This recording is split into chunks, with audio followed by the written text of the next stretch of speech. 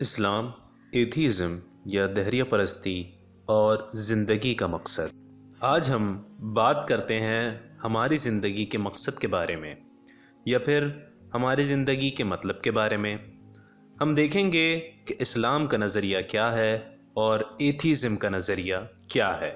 और जब हम इस बात को जानना चाहते हैं तो हमारे यही सवाल होते हैं: हम कौन हैं, हम यहाँ क्यों हैं और हमारा मकसद क्या है यहाँ होने का।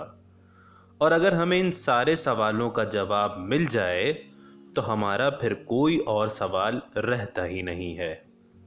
तो चलें देखते हैं कि इस्लाम ज़िंदगी के मकसद के बारे में क्या कहता है। तो इसका बहुत ही आसान जवाब है, जो कि बहुत मुख्तसर है। मुसलमान होने के नाते हमारा ये मानना है कि अल्लाह ताला ने हमें मकसद के साथ बनाया है और उस रब ने कोई भी चीज़ बिला मकसद पैदा नहीं की। और अल्लाह ताला फरमाता है कुरान करीम में कि हमने नहीं पैदा किया इंसान और जिन्नात को मगर अपनी इबादत के लिए और उस रब को जानने के लिए, और बेशक हम यहाँ इसलिए ही मौजूद हैं। तो चलें अब एथीज़म या दहरिया परस्ती की तरफ नज़र डालते हैं। और हाँ, पहले आपको ये बात बता दूँ, एथीज़म या दहरिया परस्त उन्हें कहते हैं जो खुदा का वजूद ही नहीं मानते, कि वो कभी था ही नहीं।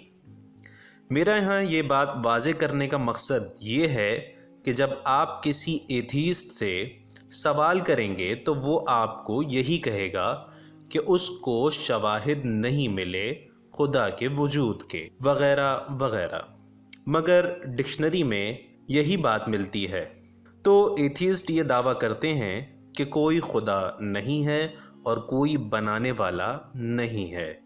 तो इसका मतलब उनकी नज़र में ये है कि ये पूरी कायनात और इस दुनिया की हर एक चीज़ बस एक हादसाती तौर पर बनकर तैयार हो गई और ख़ुद ब खुद काम भी कर रही है।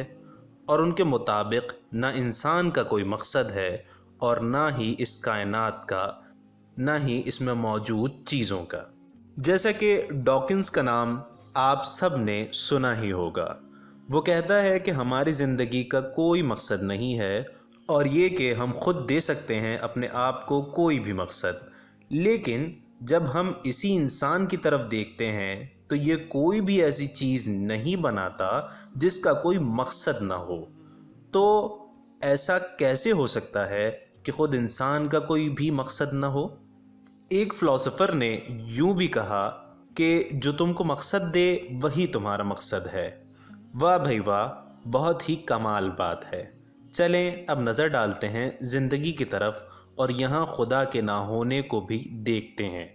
और अगर हम बिल्कुल हटा दें इस्लामी नज़रिए को तो हमें कोई भी मकसद नज़र नहीं आता।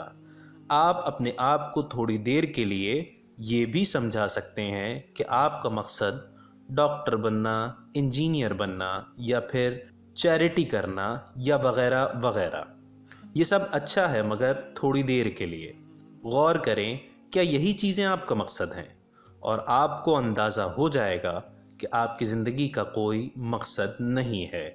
मेरे अल्फाज आपको चुभ रहे होंगे मगर यही हकीकत है।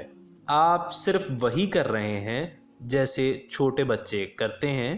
कभी वो सुपरमैन बनते हैं, कभी बैटमैन और कभी अंडरटेकर। और हाँ, ये बात भी पेश नज़र रहे कि जब आपका कोई मकसद ही नहीं तो आप ये सब कर किस लिए रहे हैं।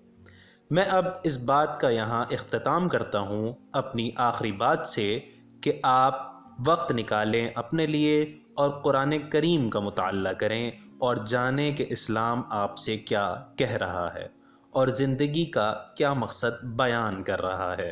और देखें कि क्या वो आपकी अक्ल और आपकी फितरत से मुताबिकत रखता है। और ज़रूर अगर आप मुताल्ला करेंगे खुले दिल से तो आप ख़ुद जान जाएंगे वो किताब आपके सारे के सारे सवालों का जवाब दे देगी। جو دنیا کا کوئی بھی بڑے سے بڑا فلاسفر نہیں دے سکتا، نہ کبھی دے سکا ہے۔ بہت شکریہ۔